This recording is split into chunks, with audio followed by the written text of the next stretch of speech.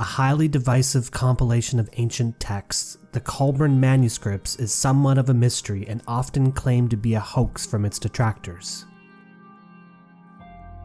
This is an incredibly thorough, thought-provoking, deep, and spiritual collection of texts, and if it is a hoax, it had to have been the most monumental undertaking ever to take place in terms of the contents found within.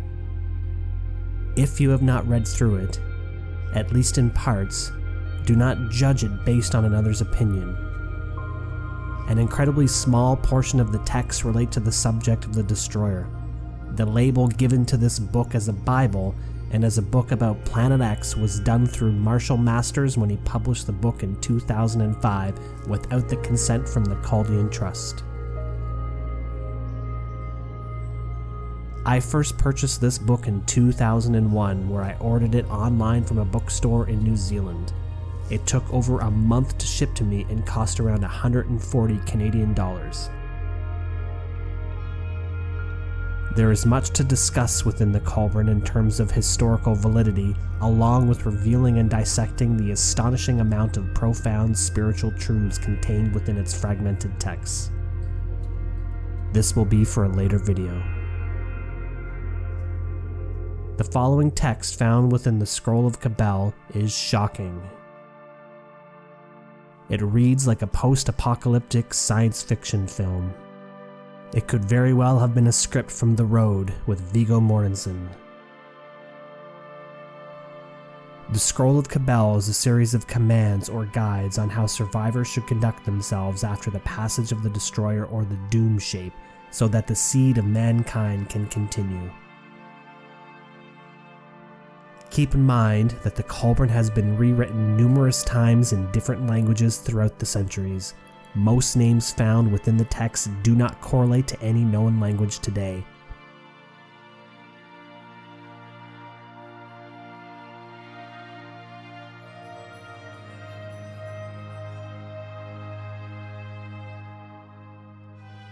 The Scroll of Cabal opens with the words of the great scribe of the universe, Bailaman, keeper of the water gate by the outlands.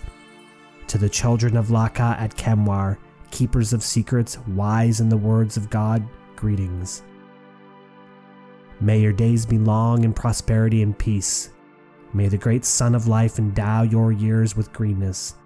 May you walk always with a feather in your heart, and may the wild fig tree flourish in the sand of your courtyard. The opening of this text refers to Bailaman, keeper of the water gate by the outlands. Found in the Book of Mormon, Nephi talks of a character named Lehi who makes its way from Jerusalem to the Promised Land, setting up a camp near the shore of the Red Sea. Lehi came down by the borders near the shore of the Red Sea. They created a dwelling in a valley by the side of a river water.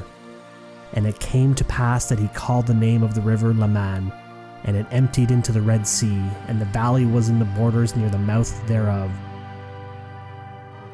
It's possible this fragment found in the Kolbrin is referring to this aforementioned area, the borderland being the same as the outlands, the camp created and the people residing there being the keeper of the water gate, or the channel that flowed and connected to the Nile.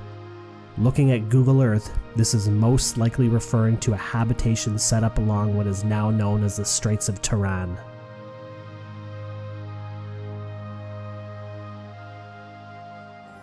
The Scroll of Cabal continues. The day of the Destroyer will come again, and this land shall be laid to waste. It will strike out of heaven at a time when there is prosperity and peace, though the minds of men shall be perplexed. It will be a time when men worship the works of men and say, there is nothing greater than these, when women are as men and men as women, when the hearts of men are in turmoil and all men seek pleasure and gain, when craftsmen are inefficient and workmen are idle and all men seek ease and comfort. This description regarding the prophetic arrival of the Destroyer is mimicked numerous times throughout varying texts in the Kolbrin.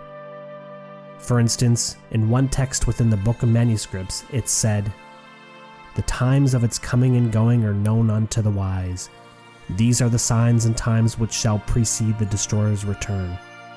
110 generations shall pass into the west, and nations will rise and fall. Men will fly in the air as birds and swim in the sea as fishes. Men will talk peace with one another. Hypocrisy and deceit shall have their day. Women will be as men and men as women. Passion will be a plaything of man. A nation of soothsayers shall rise and fall, and their tongue shall be the speech learned. A nation of lawgivers shall rule the earth and pass away into nothingness. One warship will pass into the four quarters of the earth, talking peace and bringing war. A nation of the seas will be greater than any other, but will be as an apple rotten at the core and will not endure. A nation of traitors will destroy men with wonders, and it shall have its day. Then shall the high strive with the low, the north with the south, the east with the west, and the light with the darkness. Men shall be divided by their races, and the children will be born as strangers among them. Brother shall strive with brother, and husband with wife.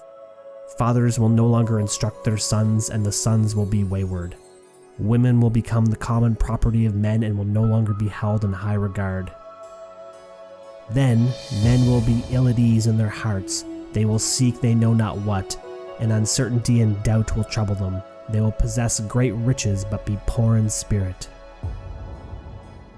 And in an ancient Celtic text found within the Kolbrin, in those days, men will yearn after pleasure and comfort. There will be disbelief in spiritual things, but this will proceed from ignorance. It will be a thing of the lips, for disbelief is not in the heart and nature of man. Hear my voice, for I tell of the things to come. There will be no great signs heralding the coming of the frightener. It will come when men are at least prepared. It will come when they seek only worldly things.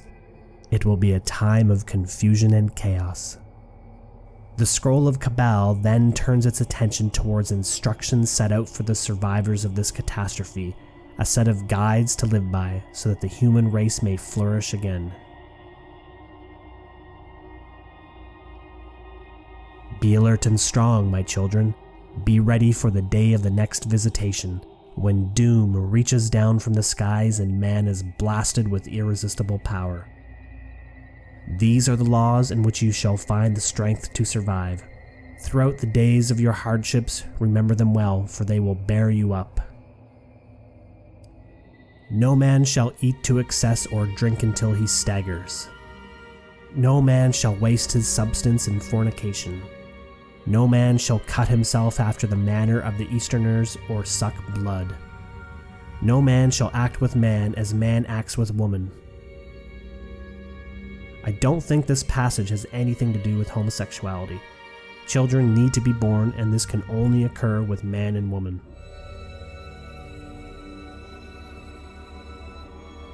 These are the rules by which my children shall survive. They are not for the survival of each man or for everyone, for many must perish. Where some must die that others live, the weak shall die and the strong shall live.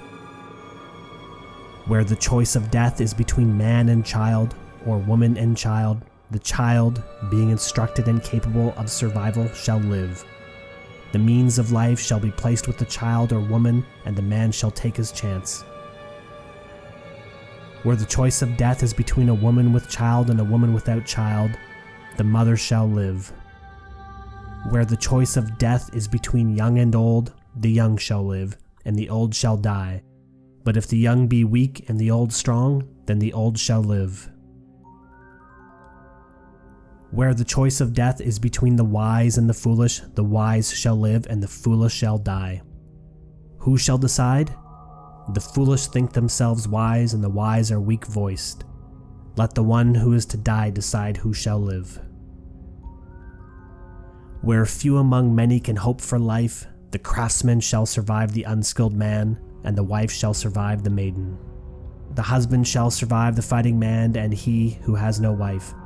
The child, being capable and instructed, shall survive the parent. The scribe shall survive the craftsman, and the sister shall survive the brother. The magistrate shall survive the priest, and the learned man the unlearned. The whole man survive the maimed man, and the whole woman the maimed woman. Knowledge shall survive strength, and skill shall survive fitness. Goodness shall survive wickedness, But who shall judge between them? Let he most instructed in wisdom and the writings decide. Joy shall survive gloom, and he who carries himself cheerfully shall survive he whose countenance is sad. Love shall survive hatred, and they who love shall be spared. He who serves better shall survive he who serves less, and the selfish man shall not live while the unselfish man dies. Women shall survive men, but the common woman shall not live and the craftsman die. Let the one serving best be the one to live. The strong man shall survive the weak, but the fool shall not live and the wise die. Neither shall the unskilled survive the skilled. Where there is a chance of life, the strong shall take that chance and leave the certainty to the weak. The kind shall survive the selfish, but the brickmaker shall not survive the scribe. All things shall be done to this end, that though men die, man shall live. If a priest says, "Am I not the best to live?" say, "Are you not the best prepared to die?" These are hard things, but neglect them not. Men say, "Let us pray we never have to use the sword," but they do not let it rust. This text is wholly unique. This is the only text on Earth that details, in such an explicit fashion, how to behave in the aftermath of a shifting of the terrestrial poles. This was not written for a movie. This did not come from a best-selling novel. This is a directive from antiquity, and its truth is truly frightening.